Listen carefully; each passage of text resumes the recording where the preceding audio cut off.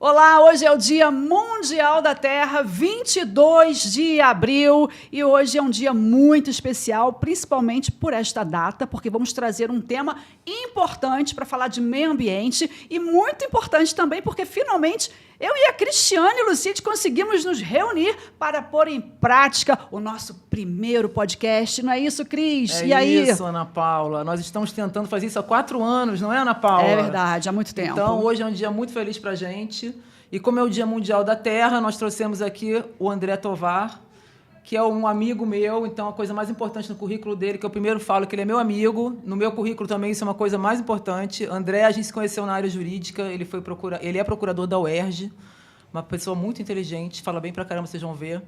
E a gente já trabalhou juntos na Secretaria de Obras, né? A gente passou muito perrengue jurídico juntos, né, André? Uma vida... É assunto para outro podcast, você vai ter que voltar aqui para a gente falar sobre essa parte. E André entende demais dessa questão climática e ele tem um projeto muito legal que ele vai falar também para a gente sobre esse projeto. Então, hoje é um dia muito especial para nós, né, Ana Paula? Como é especial para o planeta Terra. É verdade. E se a gente falar boa tarde, bom dia, boa noite, minhas pessoas queridas, é porque estamos de tarde, tá? Gravando esse podcast. Mas, quando vocês forem ouvir, assistir, pode ser de noite, pode ser de manhã. Então, a gente já é a segunda vez que a gente grava porque a gente falou boa tarde. É verdade. Então, agora não tem mais esse problema. Estou confessando aqui.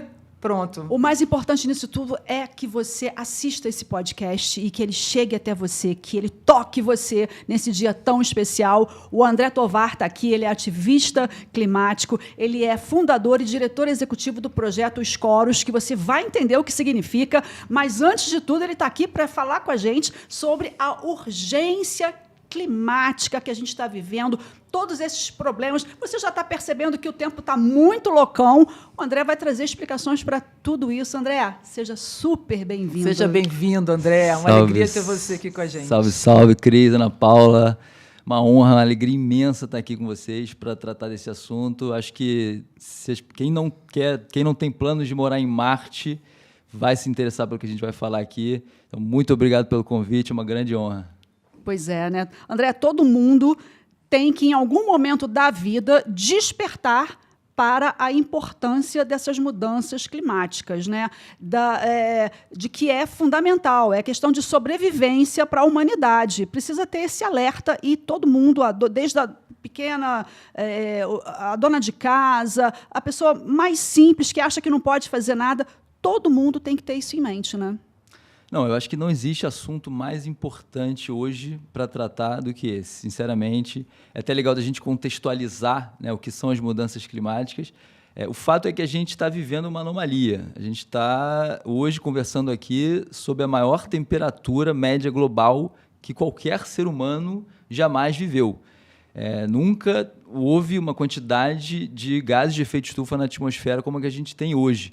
E as consequências disso para a civilização humana, o planeta ele vai sobreviver, mas para a civilização humana são devastadoras e a gente está se aproximando perigosamente de pontos de não retorno. Então, agradeço imensamente o espaço porque, sinceramente, eu acredito que a gente está tratando aqui de um assunto que interessa a todo ser humano. Eu gosto que o André fala que a gente não tem planeta B, não é? Você não fala isso? Não tem planeta B. Não tem planeta B. Então, a gente tem que cuidar desse, né? Porque...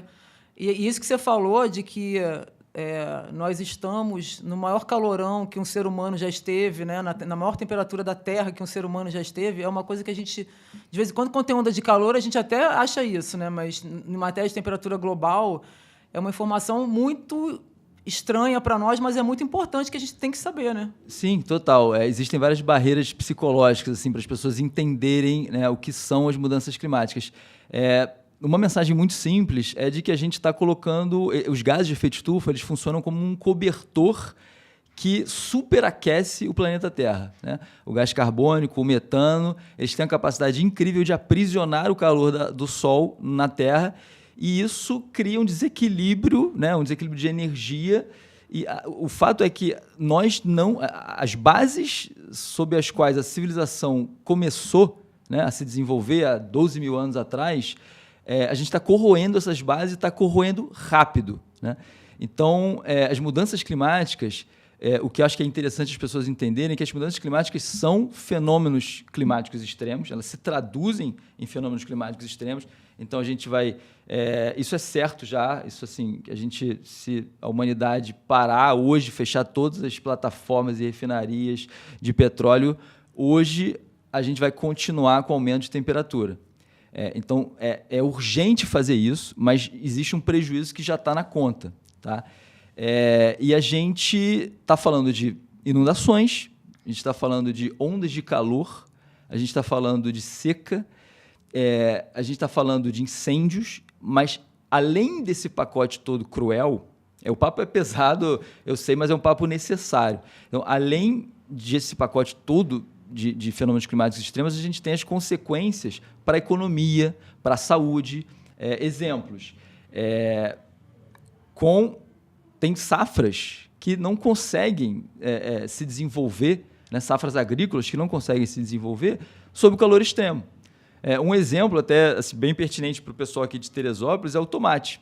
O tomate é um produto que os agricultores sabem disso, ele não resiste bem a altas temperaturas. Safra de tomate comprometida, preço do tomate lá em cima, inflação, e aí pesa no bolso de todo mundo. Saúde, por exemplo, o que aconteceu no Rio Grande do Sul ano passado, está bem fresco na memória de todo mundo. Houve um surto de leptospirose depois do que aconteceu. Então, a gente tem reflexos na economia, na saúde, proliferação de doenças, por exemplo. O Aedes aegypti é um mosquito que ele gosta do calor para se reproduzir, né? Então, assim, mudanças climáticas catalisa miséria, catalisa desigualdade, catalisa crise de refugiado, né? Pouca gente lembra, mas a guerra da Síria em 2015 ela começou porque as populações das áreas mais rurais ficaram sem conseguir plantar. E aí elas se deslocaram para os centros urbanos e eclodiu o que a gente viu, né? Eclodiu a guerra civil na Síria e depois a crise de refugiado na Europa. Então, assim, é um problema que ele tem múltiplas consequências. Então, como não reagir a este problema, né? Se a gente tem um problema que gera doença, e aí voltando ao Aedes aegypti, né? Dengue, né? Chikungunya, sobrecarga no sistema de saúde, né? Daí decorrente. Então, saúde, problemas na saúde, guerra, crise de refugiado, miséria, porque numa inundação todo mundo perde tudo, né? Os mais vulneráveis são os mais atingidos. Então, é um problema que é mãe de vários outros problemas. Então, eu acho que assim, cada cidadão, na medida da sua capacidade, tem que acordar para isso e tem que reagir a isso, porque a gente está falando do futuro das próximas gerações e também da nossa atual geração, da nossa vida.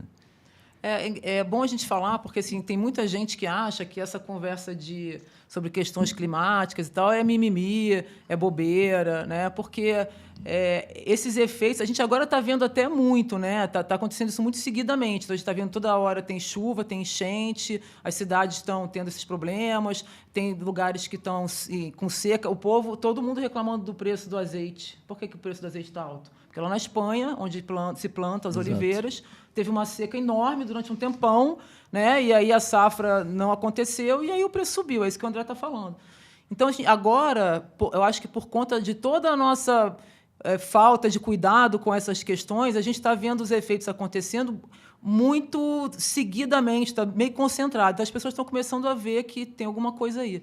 Mas até outro dia, né, Ana Paula, era uma conversa chata, era mimimi, aí tinha até negócio de ecochato, não sei o quê. Os ecochatos, né? E isso que você está falando, que você falou da questão do tomate, você falou da questão de saúde. Eu até estou lendo um livro sobre TDAH, né, que é um assunto que está sendo muito, hoje em dia, falado, muitas pessoas estão sendo diagnosticadas, e um dos fatores que podem contribuir, né, para que o TDAH se desenvolva em alguma criança que já tem uma predisposição é o calor e a poluição. Então, as mães, quando estão grávidas, né, que estão recebendo essa poluição e essas temperaturas altas demais, isso afeta a mãe, afeta o bebê, e isso já tem muitas pesquisas que estão demonstrando uma relação entre isso e a questão, por exemplo, de casos de TDAH, né, em crianças. Então, esses efeitos, né, desses problemas estão acontecendo na nossa vida e a gente, às vezes, não identifica que eles podem vir daí, não é isso? Então, exatamente. Por isso que é importante a gente falar, né? É muito importante. E que eles podem aumentar e muito, porque a gente está falando aí da questão da saúde, afetar diretamente a saúde, a moradia, né, o bem-estar, principalmente a questão alimentar. Hoje afeta o tomate, afeta lá a produção do azeite, mas e quando começar a afetar a alimentação básica e essencial para a humanidade? Como é que vai ser, André? Exatamente, Ana Paula. E tem duas vertentes desse problema, né? Porque a gente está falando de um problema global, né? Ele se manifesta em diferentes intensidades em diferentes regiões, mas ele é um problema, por excelência, global. E aí a gente pode pensar nas populações que dependem da agricultura para sobreviver, diretamente, né? De pequenos agricultores espalhados pela Ásia, pela África, que, se não conseguirem plantar, não vão ter nada para comer, porque eles comem o que eles plantam, né? E uma segunda vertente é essa, né? Primeiro, do encarecimento do preço dos alimentos, que desdobra para todo mundo que consome alimentos, que é literalmente todo mundo. Então, essa é só uma das facetas do problema. E a gente tem formas de solucionar, esse que é o grande lance. As soluções, e aí no território da segurança alimentar, a agroecologia. Assim, a ciência já disse há muito tempo que é muito mais eficiente, muito mais inteligente a gente não apostar em monocultura, em agricultura convencional, em arado de terra, respeitar as propriedades do solo, não entupir o solo de agrotóxico e fertilizante sintético.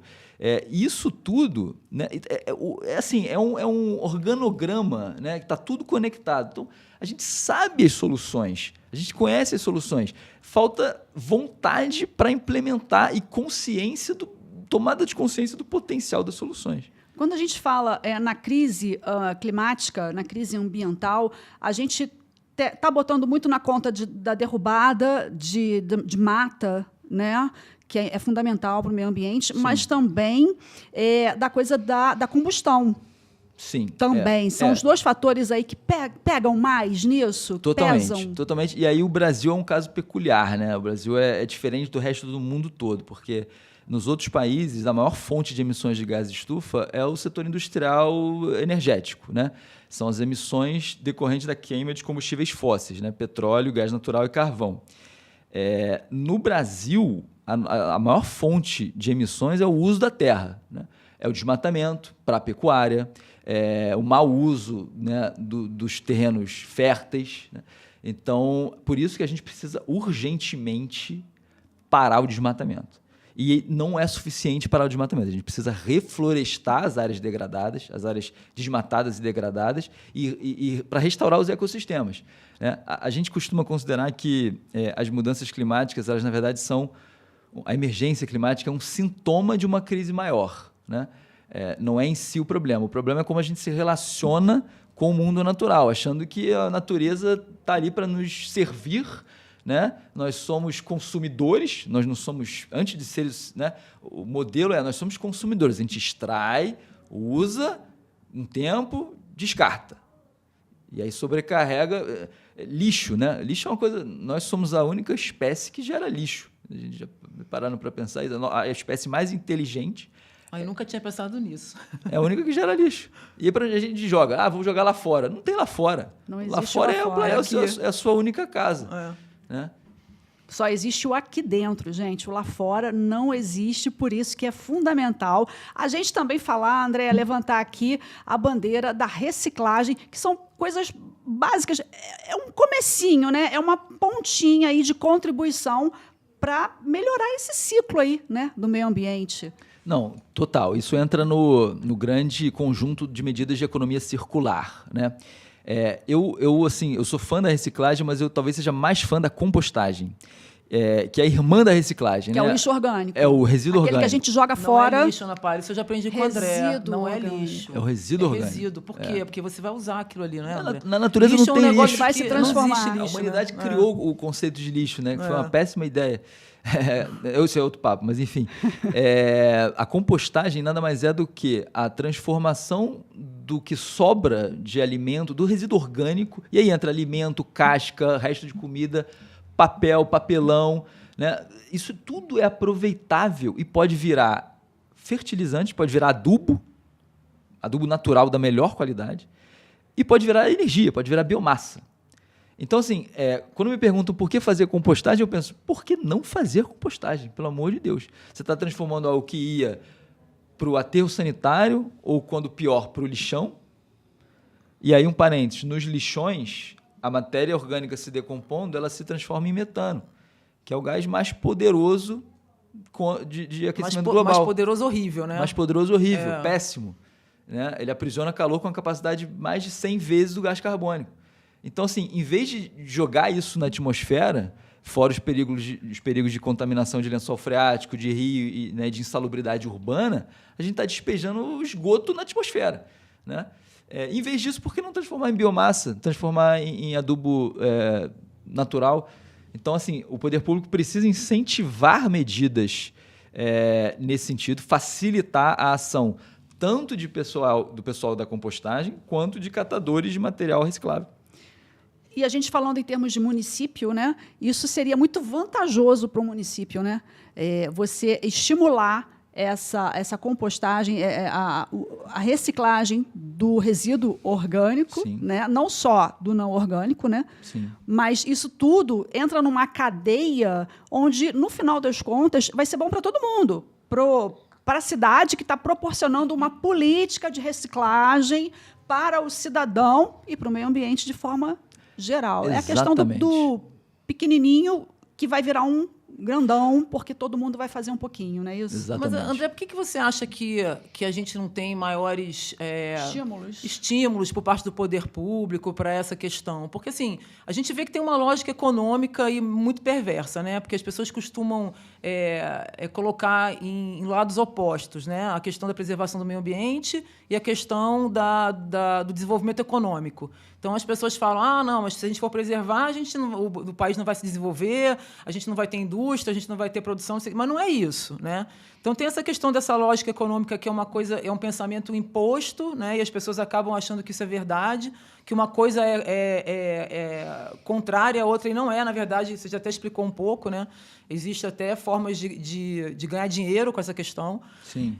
E de deixar de gastar dinheiro também. E também a gente não vê assim, os governos, né, fazerem esforços muito, né, relevantes para que a gente possa... Porque, assim, lógico, todos nós podemos fazer alguma coisa, né? Cada pessoa individualmente pode fazer. Sim. Mas eu acho que precisa de um catalisador, de um esforço maior. Por que a gente não vê o poder público fazendo isso? O que você acha? Assim, a nossa sociedade ela é muito curto-prazista, né? Muito imediatista. Então, o que está na nossa agenda é sempre o que vai acontecer no mês que vem, no ano que vem ou na próxima eleição. E nem sempre, ou melhor, quase nunca, né? Assim, essa é a melhor forma de analisar grandes problemas, né? De analisar problemas que vão nos afetar a longo prazo. Se a gente estudar um pouquinho o assunto, a gente percebe que todas as medidas de pró-sustentabilidade elas são economicamente eficientes. O que acontece é que, às vezes, elas exigem um impulso inicial, um gasto inicial maior do que a alternativa, que é o padrão que está acontecendo.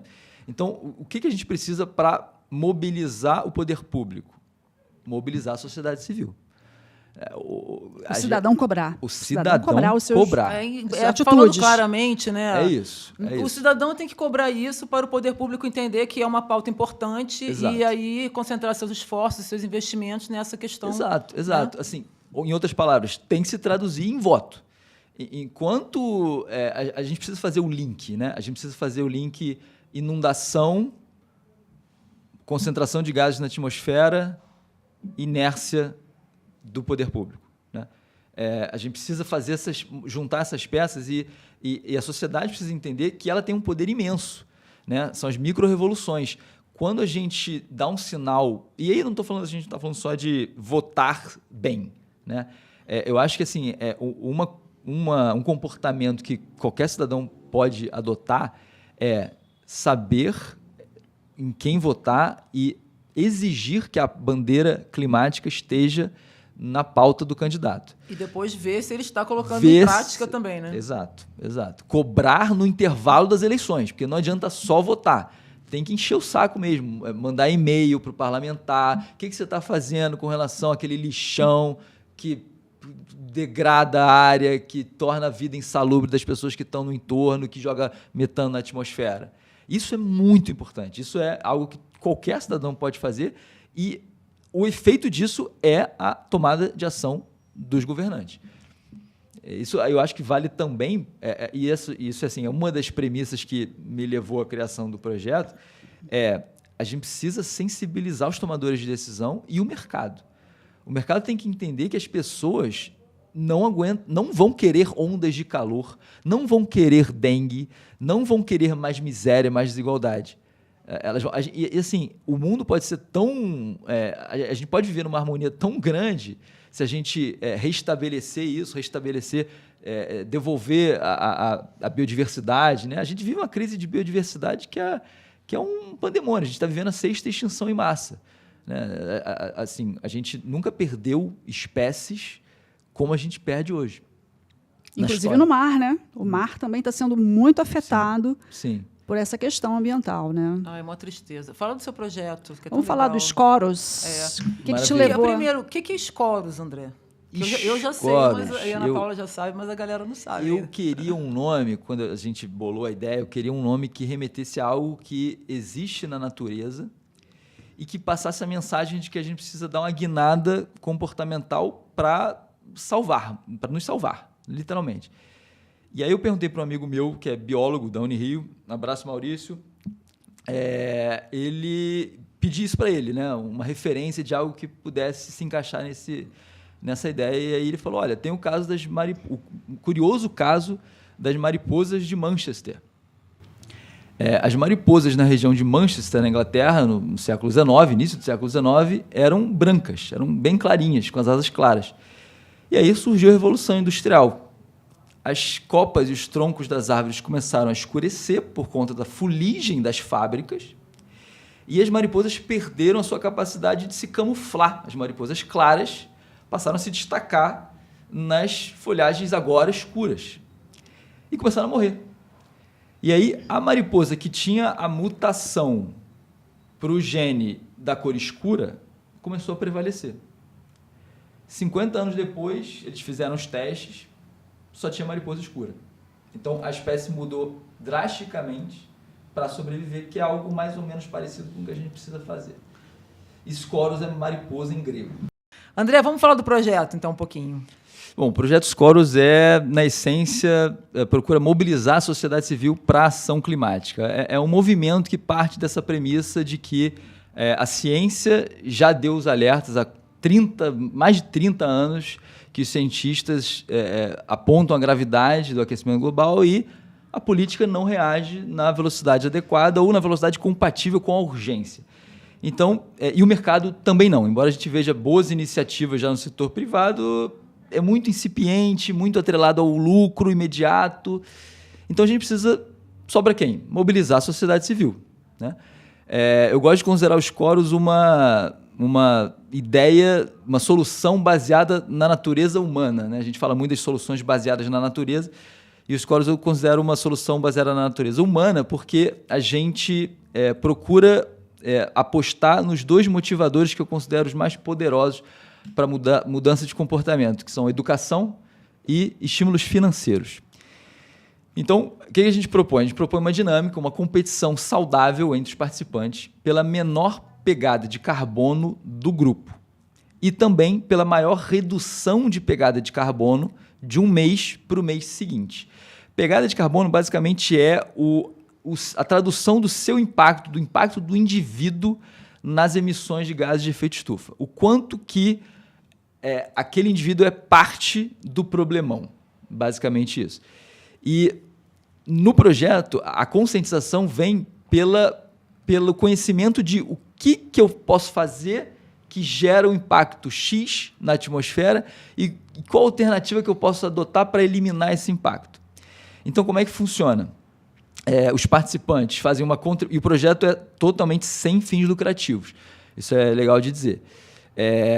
os participantes fazem uma contribuição mensal, a gente arrecada essa contribuição, fecha o mês, nós agora estamos em abril, as pessoas fazem a contribuição em abril, em maio, todo mundo informa a pegada de carbono, sua pegada de carbono, do mês anterior. E aí, quais são as informações, né? Consumo de energia doméstica, consumo de gás, você está queimando um combustível fóssil em casa, padrão alimentar, então, principalmente consumo de carne e carne vermelha, compras em geral, consumo, né? A gente esquece que tudo que a gente compra tem uma pegada de carbono embutida, então, a consciência de, primeiro, preciso comprar, segundo, se preciso, o que comprar? Comprar de uma produção mais local, de uma empresa que tenha a consciência, tenha um programa de sustentabilidade. E, por fim, destina a viagens também, né? Voos, né? Deslocamento urbano. Muita gente não sabe que abastecer a etanol é muito melhor do que abastecer a gasolina. Então, só essa troca, um tanque de gasolina queima o equivalente a 10 tanques de etanol. Então, você poupa em emissões brutalmente se você trocar o combustível. E o Brasil é uma potência de biocombustível, né? Ano passado foi a maior venda de biocombustível da história do Brasil. E, para fechar, a outra informação que o participante coloca na calculadora é se ele destina adequadamente os resíduos sólidos, ou seja, se faz compostagem e reciclagem. Todas essas respostas na calculadora que a gente tem, que a gente usa, te dão o resultado dos seus impactos na atmosfera, com seus hábitos, com seus comportamentos daquele mês. E aí te mostra se está dentro da meta do Acordo de Paris ou se está acima. Isso, obviamente, que não é para constranger ninguém, não é para apontar dedo para ninguém, é para mostrar as alternativas. Mas, ao mesmo tempo, desculpa te interromper, imagina, eu já estou aqui me sentindo mal, porque eu estou vendo que todos nós estamos, de uma forma ou de outra, contribuindo para o problema climático, porque o nosso dia a dia nos leva a atitudes Sim. que fatalmente vão interferir e contribuir para uma piora da nossa atmosfera, do nosso clima, Mas aí André. É bom ver isso, que você vê como é que você pode melhorar esse negócio. Eu já dei uma melhorada. A Cristiane já foi premiada, inclusive. Eu já ganhei um dinheiro nesse projeto, você não está entendendo. Cristiane, exatamente, não. É isso. Mas, assim, para a gente dar o passo, a gente precisa entender, né? As pessoas precisam entender. E aí, como é que funciona? A engrenagem a gente reúne essas pegadas de carbono do grupo e monta 2 rankings.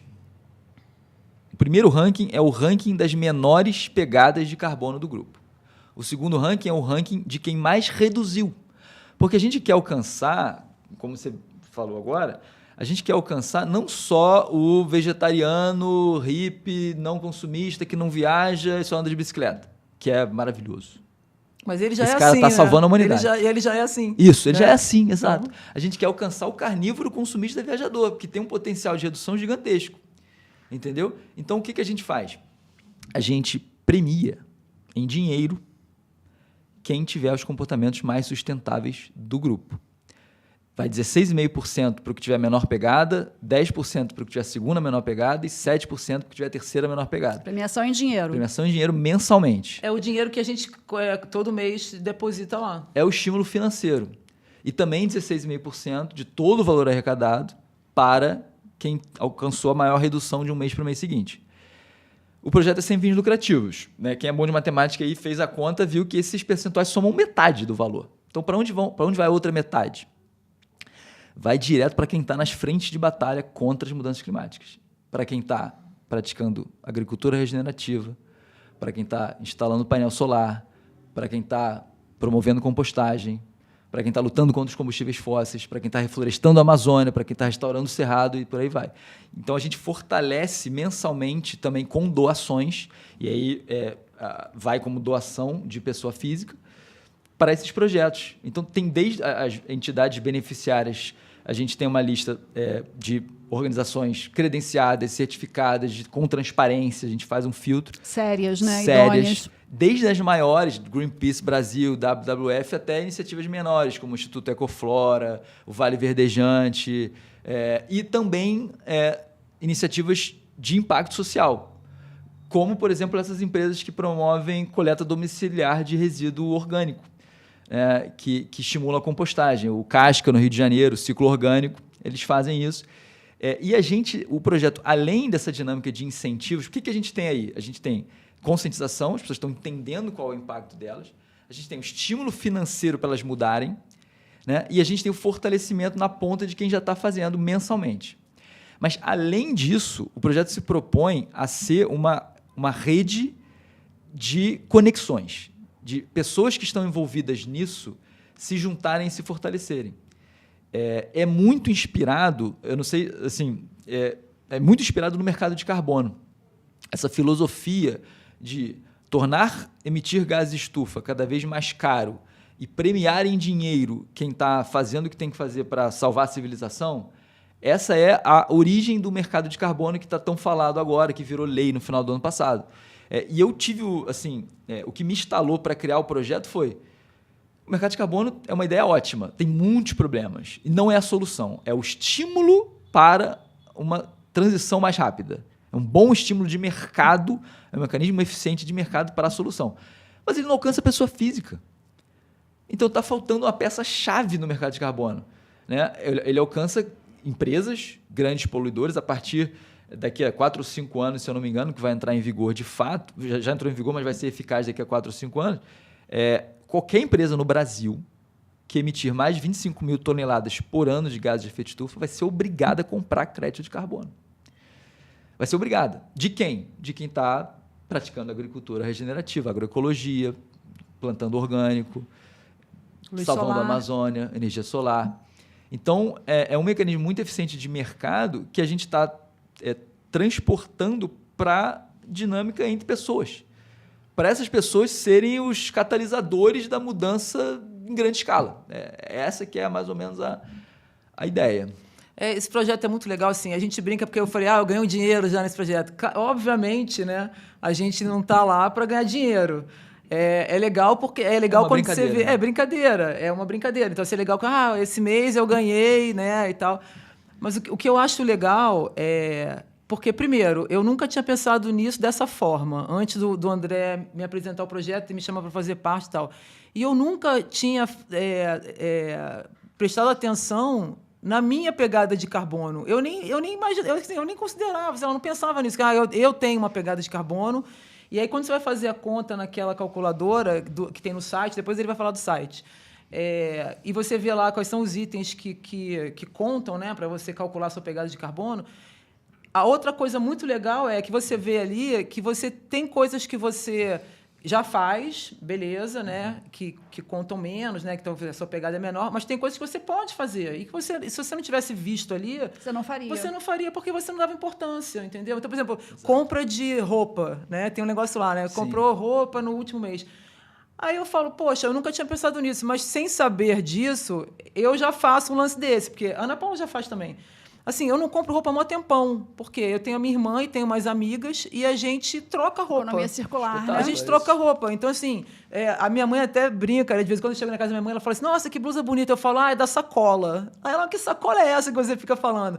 A sacola é da Sônia, minha amiga, que fez uma limpa no armário dela, tinha coisas que ela não usava mais. E aí eu peguei as coisas que eu usava e a gente... Então, assim, eu sempre estou usando alguma roupa da Sacola, de alguém, né? E eu faço isso também. E a Ana Paula faz isso também. Faço também, é muito legal. E é fácil. Isso é simples. Assim, é a comunicação. Isso é fácil eu não fazia ideia que isso, por exemplo, que eu fazia de uma forma natural, né? Porque eu não gosto de desperdício também, né? Porque o negócio tá bonito ali, tá novinho, né? Você enjoa das coisas também. Tem coisa que dura a vida inteira, Ana Paula. Mas eu não fazia questão que isso era essa questão das compras e tal, que era uma coisa importante, por exemplo, para essa questão... Né, porque a gente tem a prática de colocar o lixo no saco preto. O saco preto é para a gente não ver que está o lixo ali, que a gente gera. O que a gente gera de lixo... Teve um fotógrafo, não vou lembrar o nome dele agora, mas ele fez um ensaio fotográfico mostrando... Ele convidou as famílias a guardarem o lixo em casa por uma semana. E aí ele fez uma série de fotografias com a família e o lixo em casa. E chega no teto, né? Então, assim, a gente tem que começar a pensar, em termos de consumo mesmo, assim, realmente é necessário? E se eu vou comprar uma roupa, dá uma olhada na etiqueta, sabe? Será que veio de Taiwan? Em que condições que ela foi fabricada? Viajou o mundo inteiro emitindo combustível no navio para chegar aqui e aí foi parar logo depois, usei 1 ano ou menos e foi parar no deserto do Atacama, que tem uma montanha de roupa acumulada. Então, assim... A indústria da moda é uma indústria muito poluente, né? Calça jeans, assim, uma química danada, água pra caramba que usa para produzir. Muito. E aí a moda muda, né? Agora a moda é reto, agora a moda é não sei o quê. Aí você usa aquilo ali 1 ano, descarta para comprar outra, né? E é um negócio absurdo, né? É absurdo. Exato. Então, eu acho legal o projeto por causa disso, porque a gente vê no nosso dia a dia como que a gente contribui para melhorar ou para piorar essa situação, né? E dá para tomar umas providências assim para melhorar. Aí a gente vai lá e compete, né, com os nossos colegas lá. Isso. Então fala para a gente como é que o cidadão comum pode participar dos Scoros. O projeto está aberto, estão todos convidados. O site é Scoros, é SKOROS, scoros.com.br. Lá tem um formulário, é só preencher, mandar para a gente recebe o interesse e abre para a pessoa participar. E não só está super aberto, mas como a gente estimula mesmo a entrada. A gente está num momento aqui de lançamento, o site acabou de se tornar público. Então, aproveito até mais uma vez para agradecer o convite de falar sobre o projeto. E, assim, realmente, a gente não tem outro planeta. E outro efeito bom, desculpa te interromper, do projeto, além desses que eu já falei, por causa disso, você está aqui hoje falando sobre isso, e a gente está falando sobre isso, e as pessoas estão ouvindo e vão pensar sobre isso. Coisa que, se não existisse o projeto, né, a gente não teria tido essa ideia de conversar sobre isso, ainda mais no dia de hoje, que é o Dia Mundial da Terra. Né? Uma tremenda oportunidade de falar de alguma coisa, de alguma atitude, de alguma ação, para a gente tentar ajudar o nosso planetinha, né, André? Um exemplo de uma boa ação é reduzir... Eu sei que esse é um tema polêmico que envolve muitos outros assuntos, mas no Brasil o consumo de carne, principalmente carne bovina, é um causador estimula a pecuária, que por sua vez é um causador do desmatamento. E a carne está cada vez mais cara, não é à toa. Talvez repensar um pouco o consumo, sondar se existe uma oferta de alimentos orgânicos que dispensam fertilizante sintético na região onde a pessoa mora. Então, isso são pequenas ações. Falar sobre o que a gente está fazendo aqui é apontado como, assim, por muitos especialistas, muitos ativistas, como uma das principais medidas que um cidadão pode fazer contra a emergência climática. Você tocou num ponto importante, André. Falar sobre... Você acha que esse não seria também um ponto importantíssimo para as pessoas e para governos, da gente falar mais, da gente expor mais, da gente ensinar mais, da gente tirar uma grande camada da sociedade da ignorância, porque muitas pessoas não fazem muita coisa porque ignoram aquelas consequências, não sabem que podem fazer, que dá para fazer. Com certeza, absoluta. Assim, a gente vive um cenário de analfabetismo ecológico, né? O nosso país tem uma defasagem em educação, em geral, ainda, né, inaceitável, e, em termos de ecologia, a gente é muito, assim, é gravíssimo isso. O município do Rio está sendo pioneiro em incorporar educação ambiental e climática nas escolas da rede municipal. Existe uma lei estadual também sobre isso. Então, assim, isso é básico, é fundamental. E a gente só vai promover essa guinada comportamental que a gente precisa se as pessoas tiverem conhecimento do problema e transmitirem essa urgência para os tomadores de decisão. Essa é a chave, né? Pressionar os políticos e dar o recado para o mercado. Não quero mais... Outra coisa que me ocorreu agora, plástico. Plástico de uso único, principalmente. A gente tem que...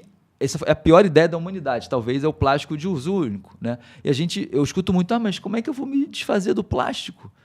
Gente, no início do século passado a gente não tinha plástico. Até a década de 40 não tinha plástico. A gente se virava muito bem sem plástico. Muito bem. Outro dia eu vi o grande filme Ainda Estou Aqui, eu reparei na mesa de café da manhã da família, não tinha nada de plástico. E não era muito tempo atrás. Sabe? Então, assim, e muitos consideram que a aposta, né, da indústria do petróleo é investir agora em petroquímica. Porque as pessoas vão... Na Europa isso já está muito forte. As pessoas já entendem que não dá mais para continuar com combustível fóssil, não querem mais gasolina, e aí, onde é que eles podem ainda ter um respiro? No plástico. Bora fazer plástico. Plástico. Olha só, 0,5% da massa do nosso cérebro é microplástico. Gente, isso me dá uma agonia. Isso dá uma agonia. Acho que a gente come, É pra dar agonia mesmo. A gente já comeu um cartão de crédito de plástico, assim, se for somar o microplástico todo por que a mês, gente tem. por mês. Por mês. Isso me dá muita agonia. André, isso é papo até para um outro podcast, mas quando a gente fala em alternativas, olha, eu vou substituir o plástico por a bolsinha de papel. Eu vou substituir a carne ou um determinado alimento por um alimento orgânico. Muitas pessoas batem na tecla de que é muito mais caro. Exato. A gente precisa mudar esse muito mais caro para que isso fique acessível a toda a população. Exatamente. Esse é o ponto. Esse é o ponto-chave. E assim, essa é um pouco a premissa do projeto Scoros, né? É dar o estímulo financeiro para o comportamento sustentável, que é o que não tem, né? É muito mais vantajoso ter o comportamento sustentável, mas às vezes a vantagem demora um pouco para aparecer no dia a dia. Mas a gente vai conseguir alcançar se a gente começar? É possível? É viável? Com certeza. André, a gente podia continuar essa conversa aí mais 3 dias, mas agora você já aprendeu o caminho, então a gente vai conversar mais em outras oportunidades sobre isso. E, cara, queria te agradecer muito por você ter vindo aqui para conversar com a gente sobre essas questões todas. É importante a beça para a gente, né?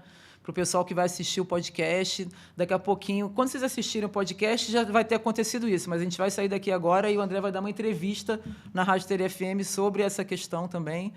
Porque o que a gente quer é que as pessoas saibam e conversem sobre isso e cada vez mais tenham essa consciência, né?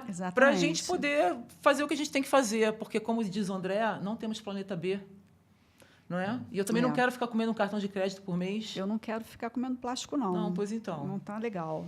Não tá bom. Então, Ana, foi muito bom estar aqui com você.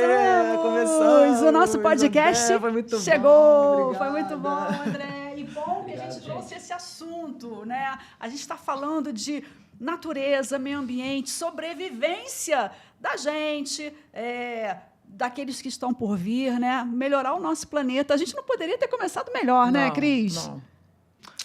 Fechar com a frase do Martin Luther King, ele diz: o que me preocupa não é o grito dos maus, é o silêncio dos bons. Vamos nessa. Vamos nessa, gente. É isso. Valeu. Valeu. Beijo.